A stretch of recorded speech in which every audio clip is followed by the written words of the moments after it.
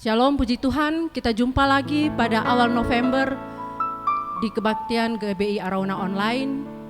Kita masih melakukan pelayanan online. Mari kita bersuka cita. Hari ini kita bersorak-sorak memuji Dia. Amin.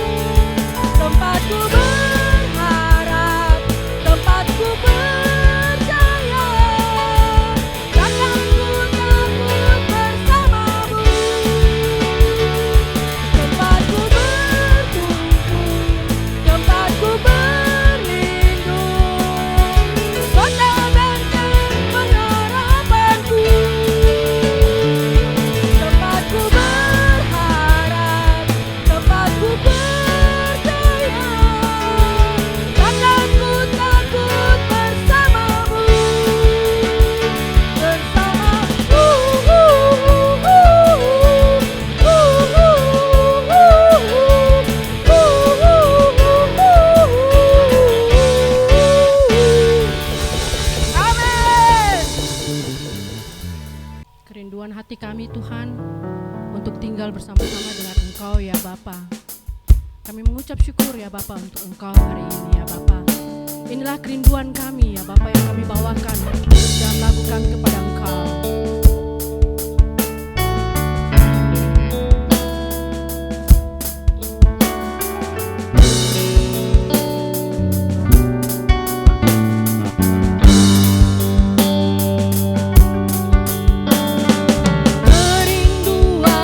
Hatiku tinggal dalam rumah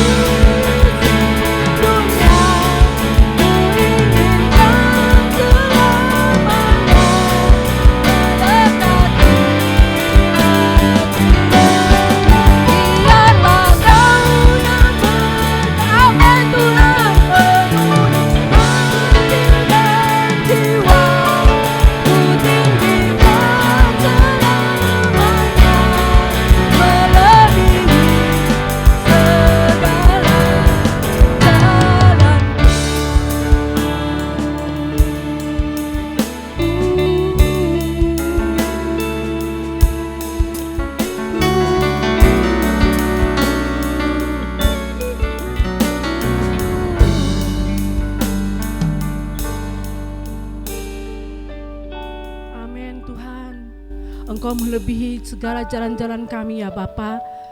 Engkau sendiri adalah jalan buat kami ya Bapa. Kami mengucap syukur ya Bapa untuk semua janji keselamatan yang Engkau berikan buat kami ya Bapa, pengorbanan yang telah Engkau nyatakan di dalam hidup kami ya Bapa. Kami mengucap syukur ya Bapa, kami boleh sampai lagi pada bulan pertama, pada bulan November ya Bapa. Sedikit bulan lagi kami boleh mengakhiri tahun 2021. Kalau bukan karena Engkau ya Bapa, kami tidak akan sampai pada saat ini. Karena itu kami mengucap syukur ya Bapa. Kami mau mendengarkan firman-Mu dari hamba-Mu ya Bapa. Engkau urapi dia secara khusus. Biarlah pengurapan Roh Kudus turun atas dia ya Bapa, sehingga dia boleh menyampaikan rema yang baru buat kami. Di dalam nama-Mu kami boleh berdoa dan mengucap syukur kepada Bapa di surga. Amin. Shalom, selamat pagi saudara, kita ketemu lagi, kita bersyukur, tidak terasa kita memasuki bulan yang baru, tepatnya di hari yang ke-7. Hari ini kita juga akan mengadakan perjamuan kudus. Sungguh saya bersyukur sampai mendekati pandemi yang semakin berakhir, saya percaya oleh anugerah Tuhan akan segera berakhir. Kita semua terlindung aman, kita semua diberkati oleh Tuhan.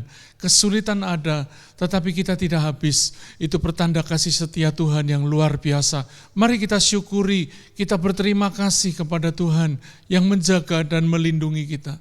Saudara dikasih Tuhan, bulan ini kita mengambil satu tema yang ada di hati saya setelah sekian lama kita mengalami sebuah kondisi yang sulit.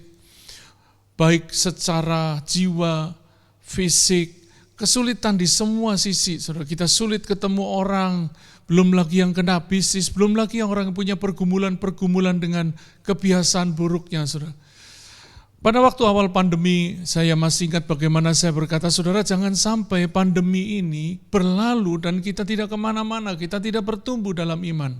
Oleh karena itu bulan ini kami mengambil sebuah tema, saudara. Setelah kita melewati masa sulit, melewati pandemi yang semakin turun, semakin reda, saudara. Badai pasti berlalu dan matahari pasti akan bersinar lagi. Tapi yang jadi persoalan, tidak sedikit dari kita, saudara. Saya mencatati catatan, tidak sedikit dari kita yang babak belur akibat kegagalan. Mulai dari kegagalan iman, moral, kegagalan bisnis, kegagalan dalam pernikahan, kegagalan dalam banyak hal. Karena pandemi ini benar-benar membuat banyak orang mengalami kesulitan, menekan perasaannya orang, menekan jiwanya orang, menekan hatinya orang.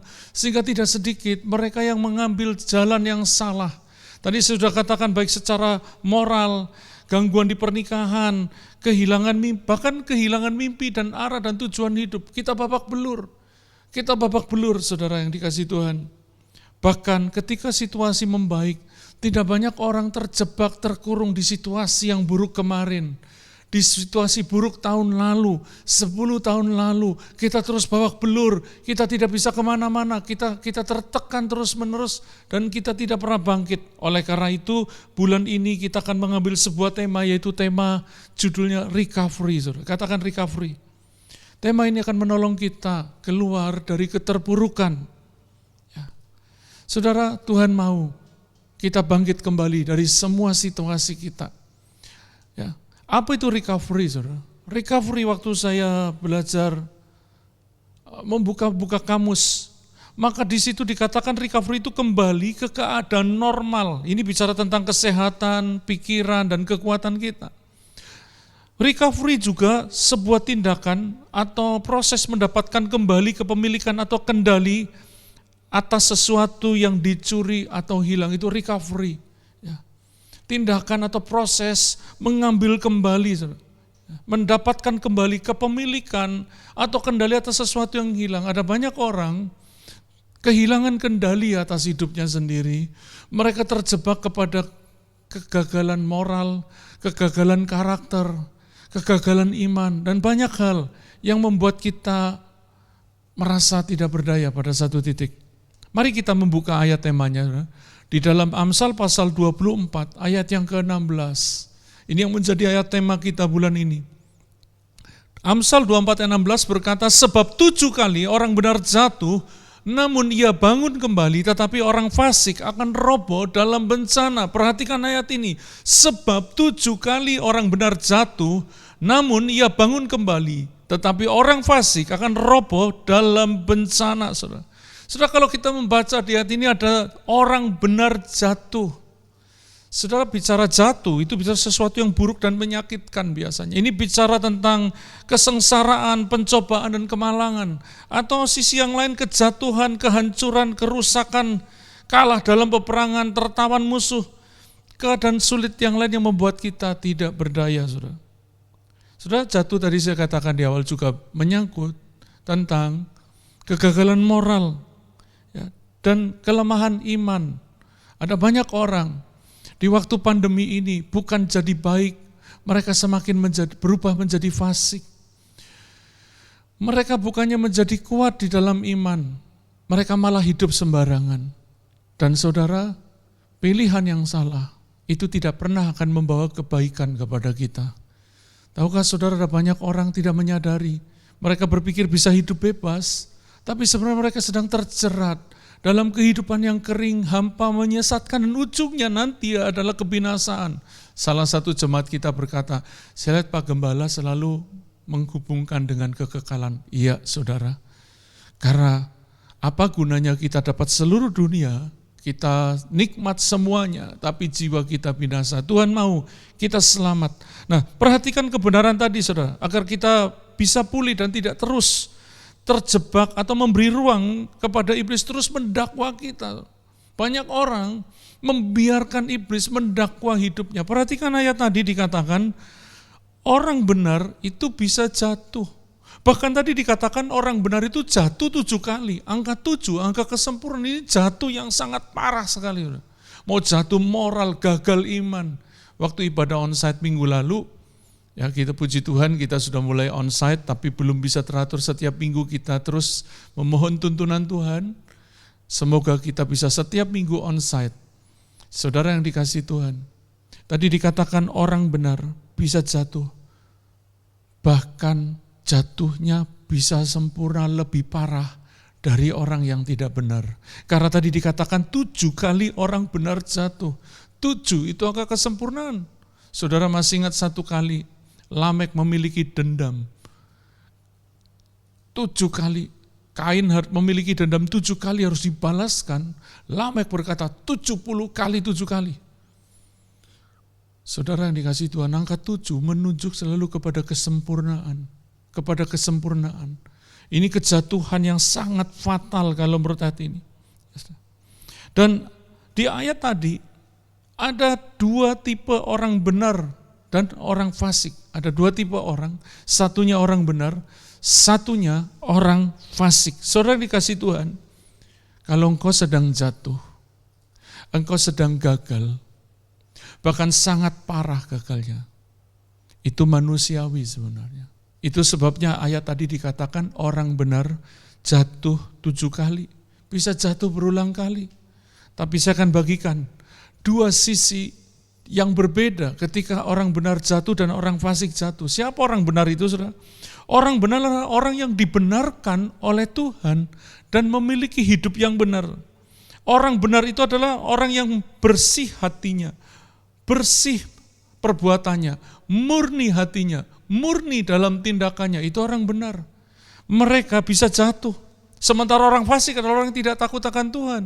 Mereka melakukan dosa dengan sengaja, mereka melakukan kejahatan dengan bangga. Beda dengan orang benar, waktu mereka melakukan dosa, itu tidak menunjukkan kefasikan mereka. Ketika orang benar jatuh, bukan pertanda mereka menjadi fasik. Saudara dengarkan ini baik-baik. Orang benar bisa jatuh, gagal secara moral sekalipun, gagal dalam iman. Karena mereka sedang lemah atau sedang tidak berhati-hati. Itu sebabnya kita perlu saling mengcover satu dengan yang lain, berkomunitas untuk saling menasehati, saling mendoakan, saling menguatkan, saling mendukung. Itu sebabnya gereja ini terus dari pertama membangun komunitas cell group dari awal berdiri, tidak mudah. Hari ini ada banyak orang suka hal instan, tapi mereka lupa hal instan itu seringkali sangat membahayakan jiwa. Saudara. Tadi saya katakan ketika orang benar jatuh, tidak pertanda ia berubah jadi fasik. Belum tentu. Memang ada orang yang berubah jadi fasik. Saul berubah jadi fasik. Memilih jalan yang salah. Yudas berubah jadi fasik. Saudara. Alkitab berkata bahwa orang yang benar itu akan kebangun kembali seberapa kali pun dia jatuh. Itu bedanya orang benar. Beda dengan orang fasik. Kejatuhan orang benar itu tidak menghancurkan mereka, tapi itu bisa menumbuhkan kerendahan hati mereka. Saya ketemu, satu kali saya membaca seorang hamba Tuhan menulis. Dia pernah gagal secara moral. Dia menulis sebuah buku, dan buku itu memberkati begitu banyak orang. Dia pernah dipakai Tuhan luar biasa untuk memberkati begitu banyak pendeta lewat pengajarannya. Satu kali dia gagal. Cerita ini bukan rahasia karena beliau berani bersaksi, menceritakan kegagalannya, kenapa dia gagal. Dan kemudian mereka dipulihkan. Dan saudara yang dikasih Tuhan, ketika orang benar itu bangun kembali, apa bedanya? Dengarkan ini baik-baik. Buah roh mereka semakin lebat, karena minimal kerendahan hati mereka semakin kuat. Orang yang pernah gagal gak bisa sombong. Orang yang pernah lemah, jatuh dalam hal yang sangat buruk, tidak pernah bisa sombong lagi. Apa yang bisa disombongkan ketika dia dibangkitkan kembali oleh Tuhan hanya karena anugerah? Beda dengan orang fasik. Tadi dikatakan orang fasik akan roboh dalam bencana. Sama-sama gagalnya, tapi bedanya orang benar dia bangun kembali, orang fasik roboh dalam bencana. Nah, saudara dikasih Tuhan, kita akan lanjut. Tadi dikatakan sebab 7 kali orang benar jatuh, namun ia bangun kembali, tetapi orang fasik akan roboh dalam bencana. Ayat bacaan kita tadi. Perhatikan saudara, jatuh dipakai kata kerja aktif. Jatuh itu dipakai kata kerja aktif. Artinya orang tersebut yang membuat dia sendiri jatuh, saudara. Dia melakukan sebuah tindakan pemikiran yang salah, tindakan, perkataan yang salah, dan kemudian gagal. Nanti saya akan membahas tentang kejatuhan di bagian apa, saudara. Ya, dipakai kata kerja aktif. Ada orang bangkrut bukan karena orang lain, tapi karena dia tidak berhati-hati dalam mengelola, tidak bijak dalam mengatur keuangannya, tidak takut akan Tuhan dalam hal keuangannya, sehingga ada belalang pelohap yang menghabisi hasil tuaian. Harusnya kerja bisa dinikmati, dia hanya cuma sampai ke level lelah, ada yang bangkrut. Ada banyak orang hari ini jatuh secara bisnis karena tindakannya sendiri, apalagi yang jatuh secara moral dan iman, itu benar-benar karena tindakannya sendiri. Kita tidak bisa berkata seperti Daud ketika jatuh dengan Batseba, ini gara-gara Batseba mandi di tempat umum. Coba kalau dia tidak mandi, saudara, yang membuat jatuh membuat Daud jatuh, itu bukan karena Batseba mandi, tapi karena Daud tidak disiplin. Demikian pula di ayat ini, kata jatuh, orang benar jatuh itu kata kerja aktif. Jangan salahkan orang lain kalau kita sendiri yang sebenarnya membuat kita jatuh. Ya, jatuh ke dalam situasi sulit bisa saja terjadi juga karena musim atau perlakuan jahat orang lain. Bisa, saudara, ada orang bangkrut, ada orang hancur, nama baiknya jelek karena difitnah hancur. Saya pernah mengalami sebuah kondisi antara terkenal dan tercemar beda tipis gara-gara fitnahan, saudara. Kalau terkenal itu karena sesuatu yang baik, ini tercemar. Saya tidak bisa berbuat apa-apa. Kadang-kadang Tuhan mengizinkan sesuatu yang sulit terjadi. Bukan membenarkan pelaku kejahatannya, tapi Tuhan melalui situasi sulit itu, Dia bekerja untuk mendatangkan kebaikan bagi kita, bagi orang-orang yang mengasihi Dia.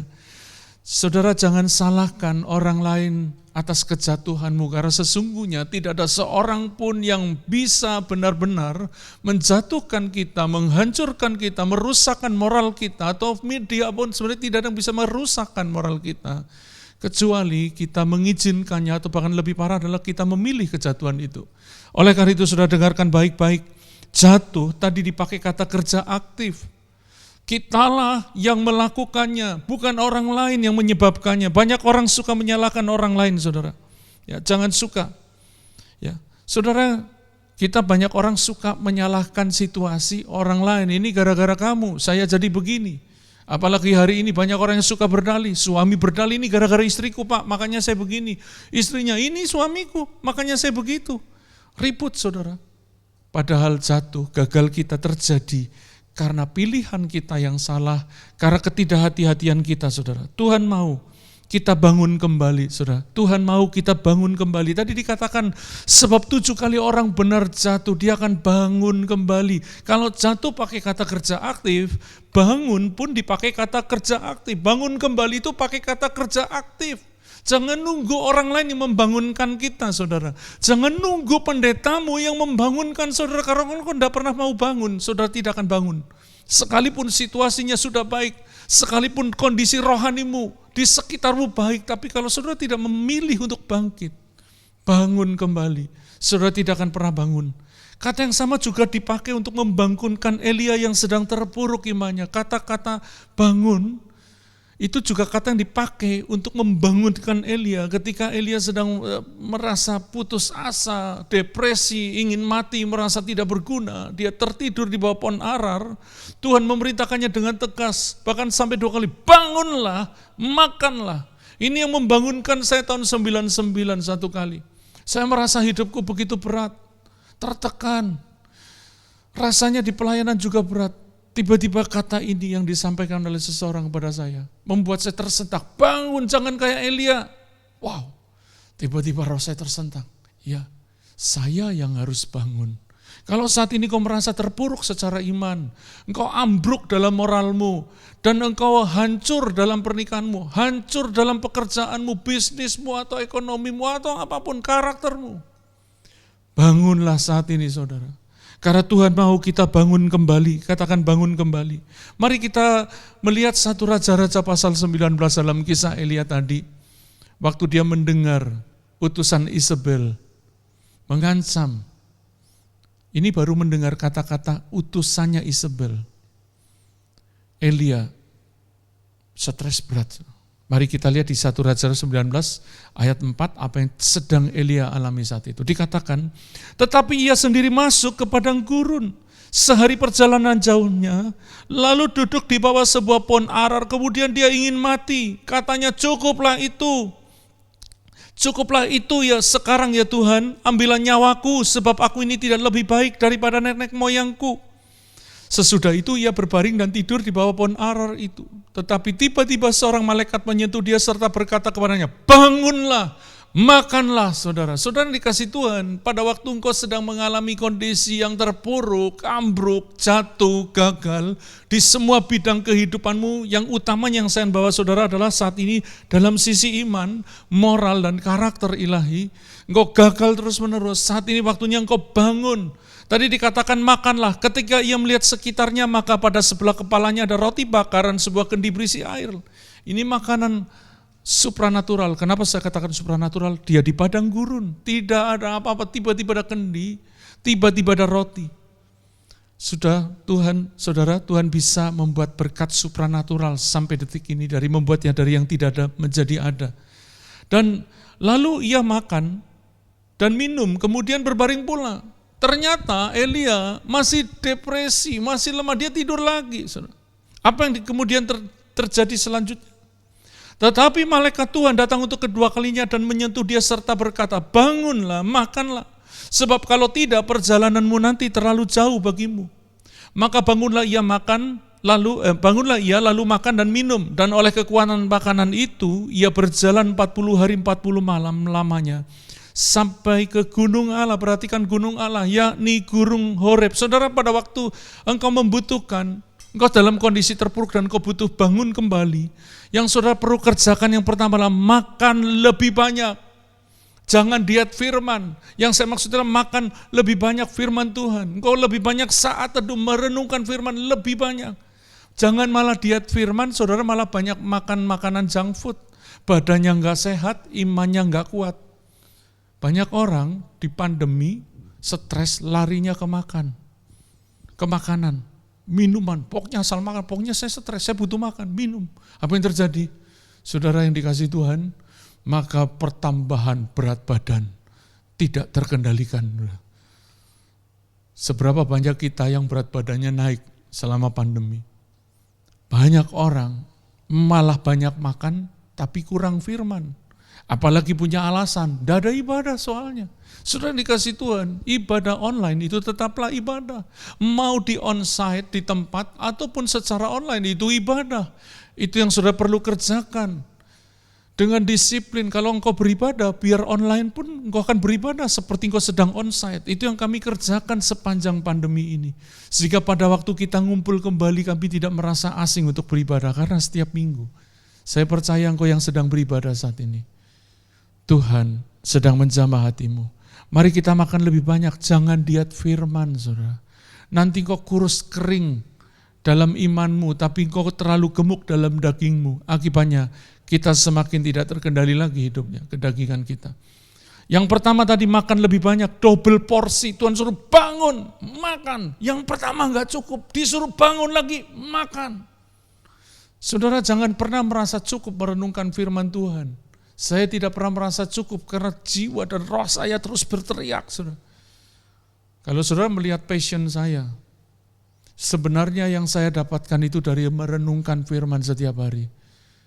Ketika saudara mendapat broadcast ayat atau tulisan ayat, itu karena hasil perenungan bersama Tuhan. Itu yang menguatkan saya dan saya bagikan kepada orang lain. Yang kedua, saudara, mari kita selanjutnya tadi. Yang pertama, makan double porsi. Jangan malah diet firman. Di ayat 9 dan 10 dikatakan, di sana masuklah ia ke dalam sebuah gua dan bermalam di situ. Maka firman Tuhan datang kepadanya, demikian, apakah kerjamu di sini, hai Elia? Tuhan tanya, kamu lagi ngapain? Kondisi begitu. Ya, semoga Tuhan tanya kita begini, lagi ngapain kamu terus terpuruk? Ngapain kamu terus ada di kondisi seperti itu? Jawab Elia, aku bekerja segiat-giatnya bagi Tuhan, Allah semesta alam. Karena orang Israel meninggalkan perjanjianmu, meruntuhkan mezbah-mezbahmu dan membunuh nabi-nabimu dengan pedang. Hanya aku seorang dirilah yang masih hidup dan mereka ingin mencabut nyawaku. Saudara, di ayat ini Elia curhat kepada Tuhan dengan jujur dan tulus dan terbuka hati. Dia tidak merasa kuat, dia tidak merasa hebat, dia berkata, aku sebenarnya lagi lari Tuhan, ya, bahasa sederhananya, karena aku mau dibunuh sama orang. Curhatlah dengan jujur, Tuhan suka dengan kejujuran dan ketulusan hatimu, jangan pura-pura. Saudara, kalau engkau sedang gagal, Tuhan tetap menerimamu. Tapi jangan pura-pura. Sedikit-sedikit minta tanda, sedikit-sedikit saudara berkata, tunggu ya saya berdoa dulu, saya ini perlu bertemu, saya bersekutu Tuhan dengan Tuhan dulu. Tapi buahnya enggak ada, orang pura-pura model begini enggak akan pernah recovery. Yang ada babak belur terus. Saudara engkau perlu terbuka, tapi juga jangan saudara terbuka, tapi engkau dalam lembut hati saudara berkata, kalau saya, dia pura-pura, kalau saya memang saya sudah jatuh, saya gagal, memang saya rusak. Saudara jangan bangga dengan kerusakanmu karena engkau itu tanda engkau orang fasik. Kalau engkau rusak, datang kepada Tuhan dengan terbuka, Tuhan aku gagal, aku butuh anugerah-Mu, ampuni aku mau bertobat, aku mau berbalik kembali.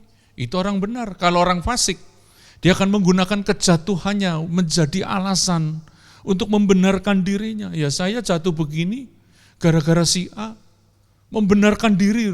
Orang udah jatuh kok membenarkan diri. Orang jatuh ya bertobat saudara. Ya.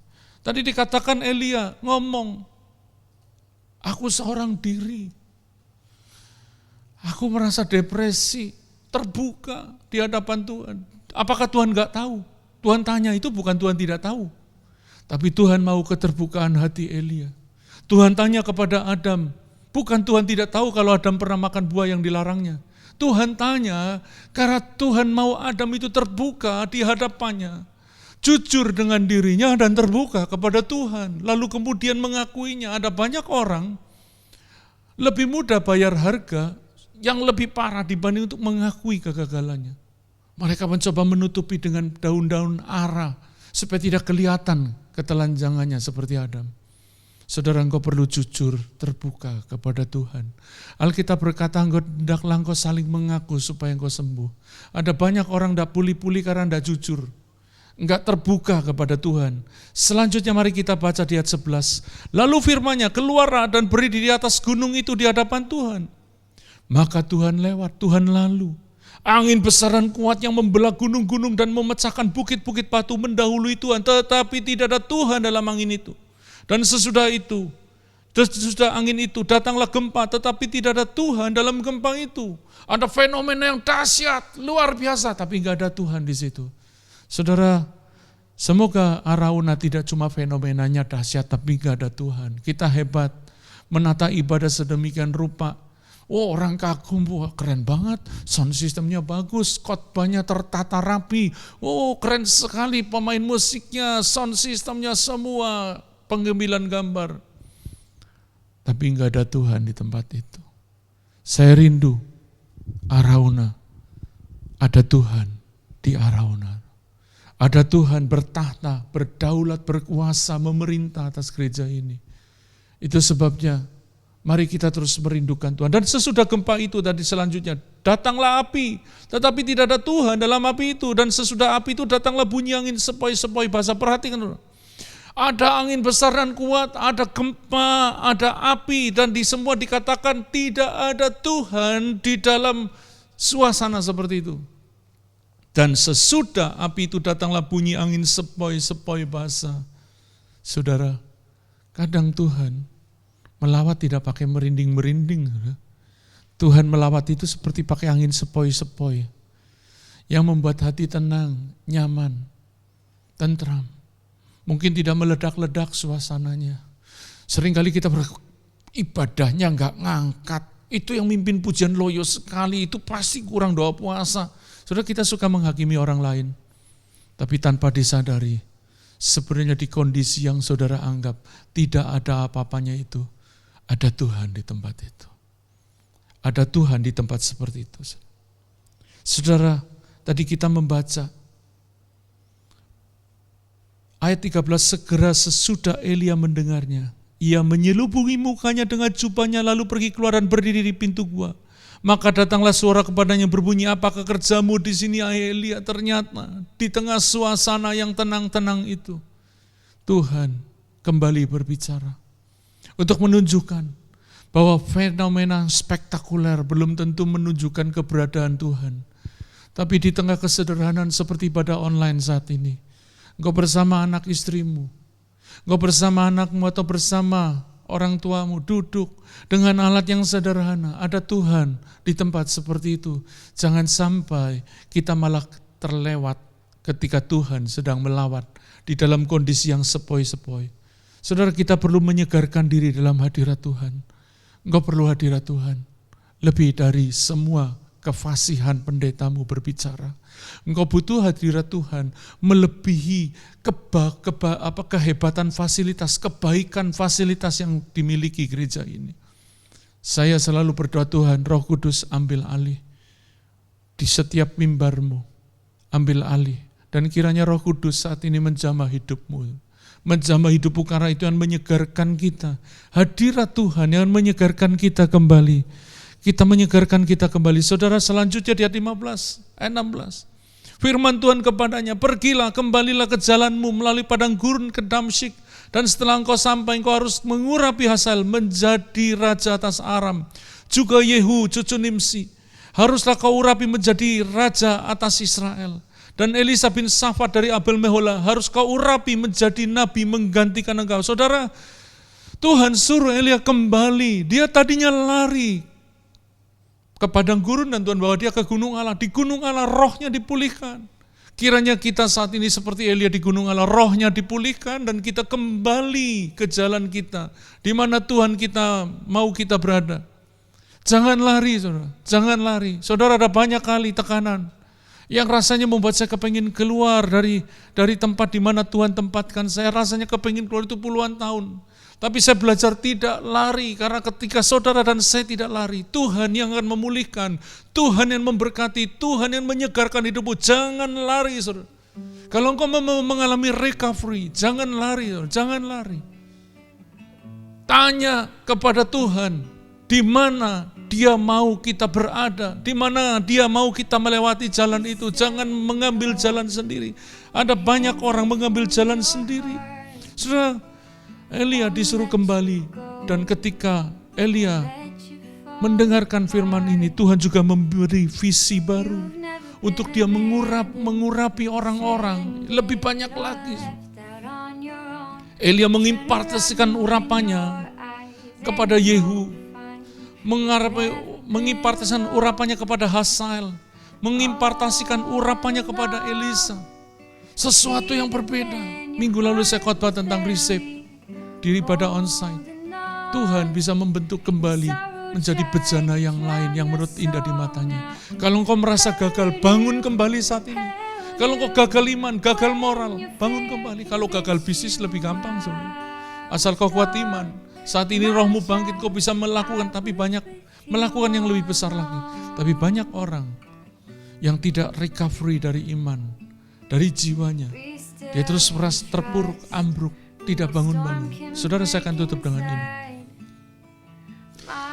Tadi dikatakan 7 kali orang benar jatuh, namun ia bangun kembali. Tetapi orang fasik kan roboh dalam bencana. Hanya orang fasik yang tidak bisa bangkit, saudara. Kalau engkau tidak bangkit-bangkit, saya curiga engkau bukan orang benar. Karena DNA-nya orang benar, dia punya roh kebangkitan di dalam rohnya. Sehingga 7 kali dia jatuh, 7 kali dia akan bangun kembali. Sebanyak dia gagal, sebanyak itu dia mampu bangkit dengan kekuatan yang baru. Itu jaminan dari Tuhan. Kalau engkau orang benar, engkau akan memiliki ketangguhan hidup. Karena 7 kali orang benar jatuh, 7 kali dia akan bangun. Kiranya saudara, saat ini engkau tersentak, apakah orang benar atau orang fasik? Kalau orang benar, aku bisa bangun, malah tidak membenarkan terus kefasikan. Orang benar tidak pernah membenarkan ketidakbenarannya. Orang benar tidak pernah membenarkan kejahatannya. Orang benar tidak pernah membenarkan kesalahannya. Tapi orang fasik, dia akan terus berdalih, beralasan membenarkan dirinya. Oleh karena itu saudara yang dikasihi Tuhan, di akhir khotbah ini, renungkan, adakah saya orang benar atau orang fasik? Amin. Saudara, kita sudah dengar firman Tuhan. Mari siapkan hati untuk perjamuan kudus pagi ini, sambil mempersiapkan roti dan anggur perjamuan. Silakan mulai dibagikan kepada anggota keluarga saudara. Para suami, engkau menjadi imam bagi keluargamu. Kalau tidak ada, mungkin istri, ibu yang jadi imam. Kalau tidak ada, mungkin engkau sendiri yang melayani keluargamu. Sekalipun paling muda dalam usia, tapi engkau paling bertumbuh dalam iman. Kita sudah mendengar tentang recovery. Tuhan mau memulihkan saudara kembali. Mari kita siapkan hati. Biar perjamuan kudus ini mengingatkan kembali karya Kristus dan membuat iman kita dikuatkan kembali bahwa kita sudah ditebus dengan darahnya. Kita memiliki hidup yang berkemenangan. Terima kasih Tuhan pagi ini. Engkau memberi kami nafas, Engkau memberi kami kesempatan untuk hidup, supaya kami bisa bangun kembali. Kalau ada di antara umat-Mu yang sedang terpuruk, biar kebangunan rohani saat ini terjadi. Dan sesaat lagi kami akan bersekutu dengan tubuh dan darah-Mu, dengan makanan dan minuman, roti dan anggur atau apapun yang mewakili yang kami gunakan untuk perjamuan kudus. Melaluinya kami mau mengakui tubuh dan darah-Mu. Kami mau bersekutu dengan tubuh dan darah-Mu. Sucikan kami kalau ada kemarahan, kedendaman, kepahitan, kedengkian, dosa-dosa lain yang tersembunyi. Tahirkan kami pagi ini. Kami mau dengan layak bersekutu dengan tubuh dan darah-Mu. Di dalam nama Yesus, mari siapkan dan angkat roti di tangan kanan. Dengarkan firman Tuhan dan setelah itu kita akan makan bersama. Sebab apa yang telah kuteruskan kepadamu telah aku terima dari Tuhan, yaitu bahwa Tuhan Yesus pada malam waktu ia diserahkan mengambil roti, dan sesudah itu ia mengucap syukur atasnya, ia memecah-mecahkannya dan berkata, inilah tubuhku yang diserahkan bagi kamu. Perbuatlah ini menjadi peringatan akan aku. Saudara, firman Tuhan berkata bahwa roti yang kita pecahkan pagi ini adalah persekutuan dengan tubuh Yesus yang telah diserahkan bagi kita. Percayakah saudara bahwa tubuh Yesus telah diserahkan bagi hidupmu? Kalau engkau percaya, katakan amin. Mari kita makan roti ini dengan iman di dalam nama Tuhan Yesus.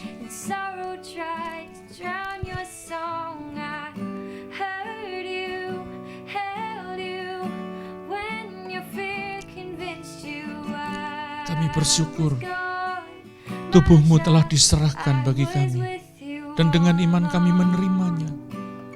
Oleh bilur-bilur-Mu kami telah disembuhkan. kami dipulihkan, kami diampuni, dosa kami dihapuskan. Mari angkat cawan di tangan kanan. Dan sesudah itu ia mengucap syukur atasnya. Demikian juga ia mengambil cawan sesudah makan. Lalu berkata, cawan ini adalah perjanjian baru yang dimeteraikan oleh darahku. Perbuatlah ini setiap kali kamu meminumnya menjadi peringatan akan aku. Sebab setiap kali kamu makan roti ini dan minum cawan ini, kamu memberitakan kematian Tuhan sampai ia datang. Saudara, Tuhan Yesus mau datang kembali. Perjamuan kudus selain mengingat karyanya, itu juga menjadi pengingat akan kedatangannya kembali. Saudara, percayakah cawan yang saudara sebentar akan kita minum bersama-sama ini menjadi persekutuan dengan darah Yesus? Kalau engkau percaya, katakan dengan iman. Amin. Amin. Mari kita minum dalam nama Tuhan Yesus.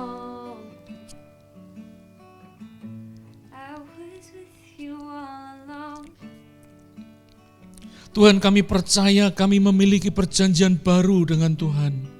Kami ditebus dengan darah-Mu, kami milik-Mu. Kami memiliki roh kemenangan bersama Tuhan.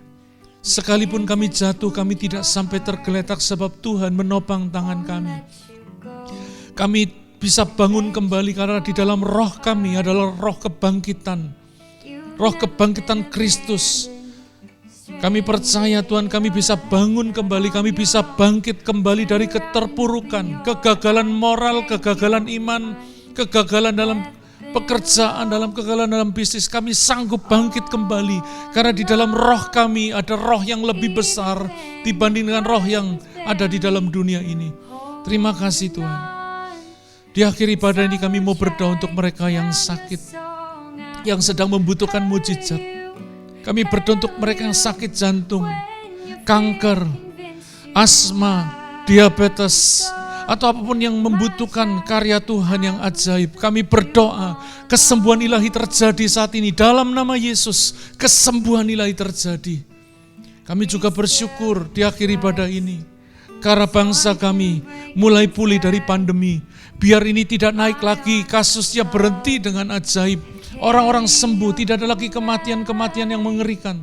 Kami terus bersyafaat lindungi bangsa ini dari segala bentuk angkara, dari segala bentuk ketidaktertiban, dari segala bentuk kekerasan, dari segala bentuk ketidaktertiban, dari segala bentuk pemberontakan, dari segala bentuk hal-hal yang tidak kudus. Lindungi bangsa ini Tuhan. Kami bersyafaat di dalam nama Yesus, roh yang tertib, roh yang penuh damai sejahtera turun atas bangsa kami. Juga kota kami, Tuhan berkati, lalukan dari bencana, lalukan dari bahaya Tuhan dalam nama Yesus di musim yang sangat sulit. Karena ada pemanasan global, kami berdoa supaya angin yang bertiup, hujan yang turun tidak ekstrim, tidak menghancurkan tapi membawa berkat bagi kota kami, bagi bangsa ini.